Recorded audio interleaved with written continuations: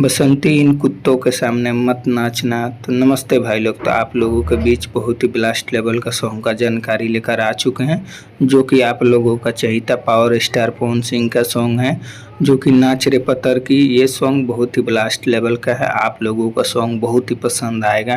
तो जो भी लोग नहीं सुने हैं इस सॉन्ग का, तो आज 10 सितंबर को टीजर रिलीज हो चुका है। जो भी लोग नहीं देखे हैं जाइए और जाकर देखिए और उस पर भी बवाल मचा दीजिए।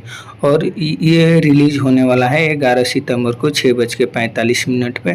तो कल ये रिलीज हो रहा है, तो आप लोग गर्दा गर्दा मचा दीजिए। और जो भी मेरे चैनल पर नए हैं प्लीज़ चैनल को सब्सक्राइब कर लीजिएगा, क्योंकि हर एक अपडेट सबसे पहले आप लोगों को बीच पहुंचाने का मैं कोशिश करता हूं।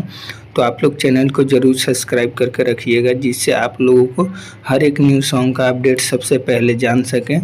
तो ये सॉन्ग आप लोगों को कैसा लगा, अगर सुन लिए हैं तो कमेंट करके ज़रूर बताइएगा।